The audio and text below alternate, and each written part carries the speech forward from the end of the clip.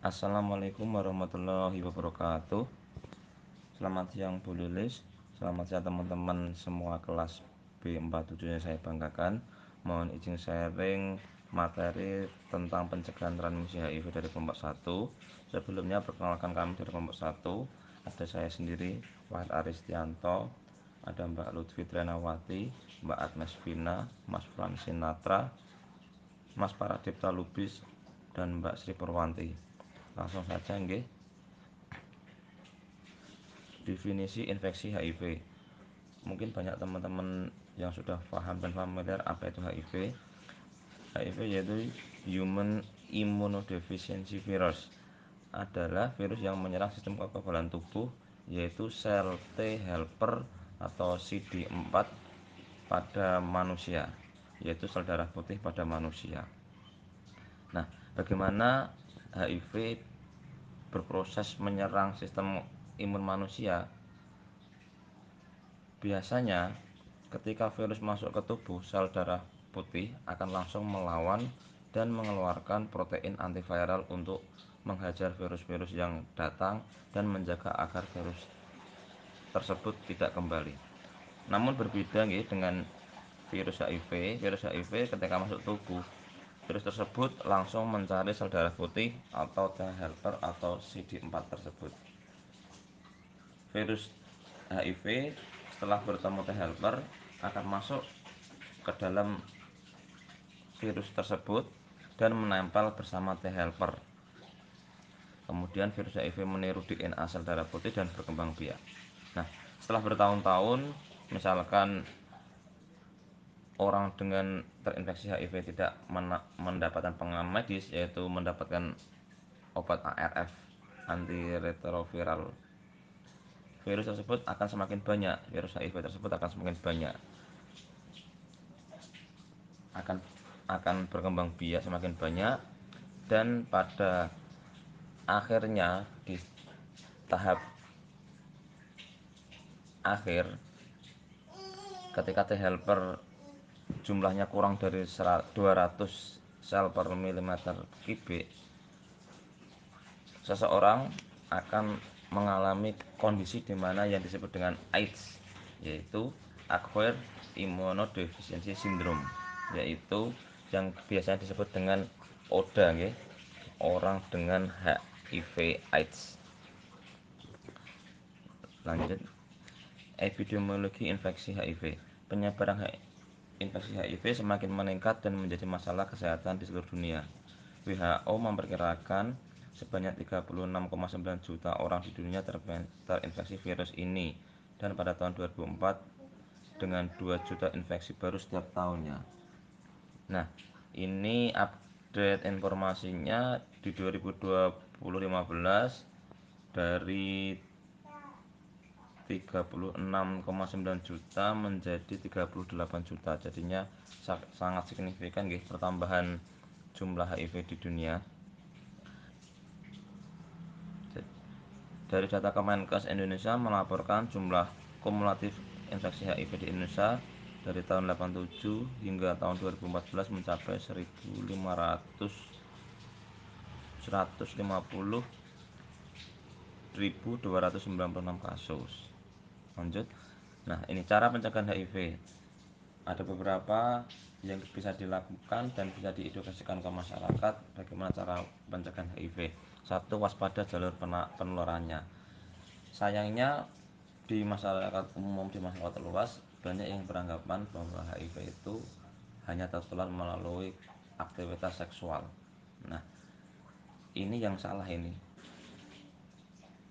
Pada kenyataannya, infeksi HIV dapat menular dengan hal-hal yang tanpa diduga sebelumnya. HIV dapat pula ditularkan melalui kontak darah dengan darah, kontak langsung dengan selaput lendir, maupun dengan luka yang terbuka dengan cairan tubuh seperti darah, ASI, air mani, dan cairan vagina yang terinfeksi. Nah, itu tadi, harus waspada tentang jalur penularannya yang saat ini banyak yang masih beranggapan hanya dari aktivitas seksual. Pada intinya penularan HIV disebabkan karena adanya pertukaran cairan tubuh antara orang yang terinfeksi dengan orang yang sehat. Kelemahannya di sini banyak yang belum paham tentang penularan HIV. Kelebihannya, jika masyarakat sudah paham dengan jalur penularan HIV, maka resiko infeksi HIV dapat dicegah. Jelas nggih. 2. Hindari kontak langsung dengan cairan penderita HIV untuk pencegahan HIV. Kelebihannya, dengan menghindari cairan tubuh penderita terinfeksi HIV, resiko penularan dapat dihindari. 3. Menggunakan PrEP, yaitu pre-exposure prophylaxis. Ini untuk mencegah pencegahan HIV yang tidak disengaja. PrEP adalah kombinasi dua obat HIV, yaitu tenofovir dan emtricitabine, yang dijual dengan nama Truvada. Biasanya kedua obat pencegahan HIV/AIDS ini diresepkan khusus untuk orang yang berisiko tertular HIV. Misalkan ada pasangan yang salah satunya terdiagnostik positif HIV. Nah, pasangan satunya yang misalkan yang A itu adalah yang positif. Nah, pasangan yang B dianjurkan untuk meminum obat ini 1 kali sehari sebagai cara pencegahan dari pasangan yang positif HIV. Obat ini mampu melindungi pasangan si B tadi secara maksimal dari HIV yang ditularkan melalui seks anal setelah 7 hari penggunaan. PrEP juga dapat melindungi secara maksimal dari penularan HIV lewat seks vaginal dan penggunaan jarum suntik setelah 20 hari dikonsumsi. Selama mengonsumsi obat untuk mencegah HIV/AIDS, orang B mungkin perlu menjalani dan wajib menjalani pemeriksaan kesehatan secara berkala, antara lain tes darah HIV salah satunya.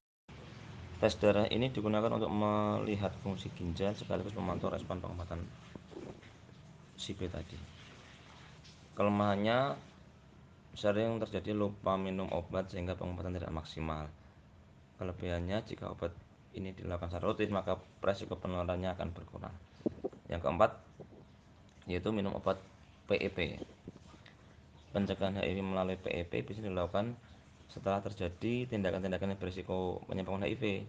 Contohnya, petugas medis yang tidak sengaja terjadi needle stick injury, yaitu tertusuk jarum suntik bekas pasien HIV, atau korban pemerkosaan,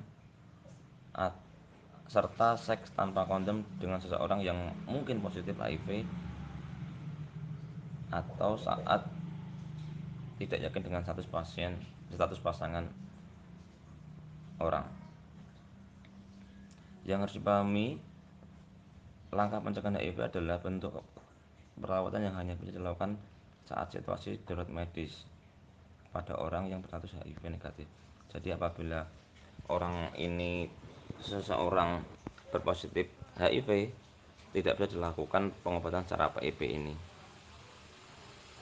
Kelemahannya, obat terlalu mahal dijual di pasaran. Kelebihannya, obat tidak dijual di sembarang apotek sehingga tidak kecil kemungkinan untuk disalahgunakan. 5. Berhubungan seks yang aman menggunakan kondom. Pemakaian kondom bisa mengurangi resiko HIV sebesar 90-95.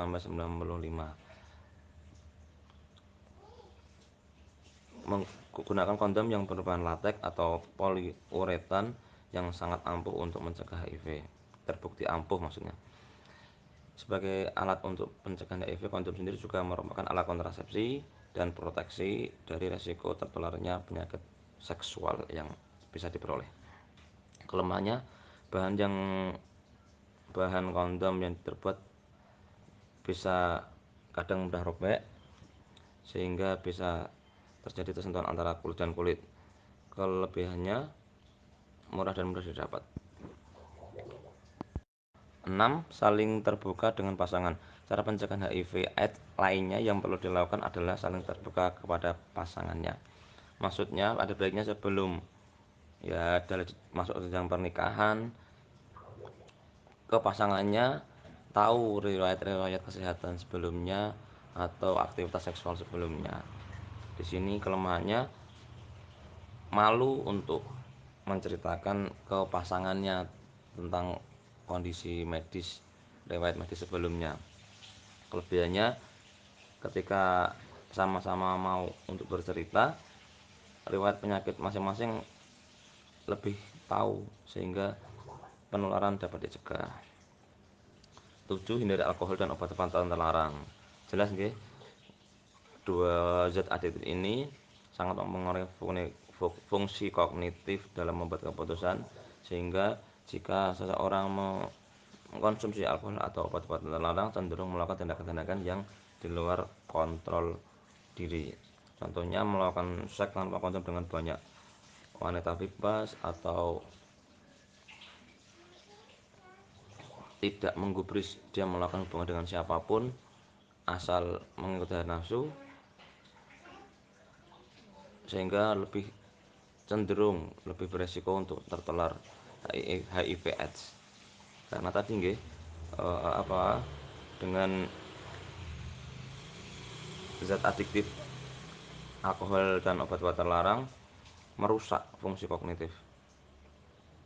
Kelemahannya jika sudah kecanduan sulit untuk dihindari. Ya, ini dengan kalau sudah kecandu alkohol atau obat-obat terlarang butuh usaha yang maksimal untuk bisa lepas dari candu tersebut. Kelebihannya jika tidak terpengaruh alkohol dan obat-obatan, pikiran akan menjadi sadar. 8. Sunat untuk mencegah pencegahan HIV pada laki-laki. Sunat sebagai pencegahan HIV dapat membantu menjaga kebersihan penis sekaligus merupakan upaya pencegahan HIV dan penyakit menular lainnya. Tindakan HIV diamini oleh Lembaga Pengendali dan Pencegahan Penyakit di Amerika Serikat, yaitu CDC. CDC menemukan bahwa secara medis sunat dapat mencegah HIV dan penyakit kelamin lainnya yang ditularkan lewat berhubungan seks tanpa kondom. 9. Jangan pernah berbagi jarum atau alat suntik. Orang yang menggunakan obat intravena atau infus dan sering berbagi jarum atau alat suntik bisa terkena HIV. Pasalnya, jarum yang tidak steril sehabis dipakai bisa menjadi media penularan HIV dari penderita ke sel tubuh lainnya. Jelas ini karena jarum atau infus itu kan langsung masuk ke saluran pembuluh darah atau invasif langsung ke pembuluh darah, sehingga jika dari satu orang terkena langsung bisa menular ke orang yang memakai jarum bekas dari pasien yang kena HIV. Upaya pencegahan HIV juga berlaku bagi petugas kesehatan yang dalam kesehariannya menggunakan jarum suntik dan tempat berdarah, sebab tidak sengaja tertusuk jarum bekas pasien HIV.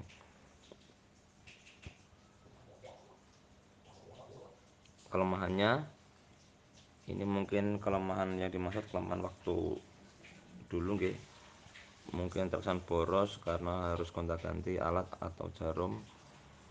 Ini sekarang lebih mudah terjangkau nggih, mudah didapat di apotek-apotek terdekat.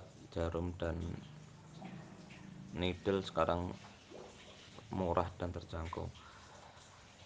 Kelebihannya menjadi lebih steril dan terjaga kebersihannya. Untuk menghindari penularan HIV dikenal dengan konsep ABCD, yaitu absence, be faithful, condom, no drug, dan education. Absen seks bagi yang belum menikah. Be faithful, bersikap saling setia terhadap pasangannya, tidak berganti-ganti atau tidak jajan di luar. C. Kondom, cegah penularan HIV melalui hubungan seks dengan menggunakan kondom.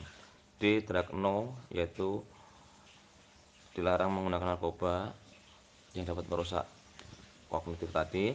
Edukasi, pemberian edukasi dan informasi yang benar mengenai HIV, cara penularan, pencegahan, dan pengobatannya. Yang ini mungkin masih menjadi PR orang tua, petugas medis, dan stakeholder masyarakat. Bagaimana masyarakat mengetahui mengenal HIV, dan cara penularannya, pencegahannya, serta pengobatannya. Demikian tadi sharing informasi tentang pencegahan transmisi HIV dari kelompok 1. Bila ada kekurangannya, kami kelompok 1 minta maaf.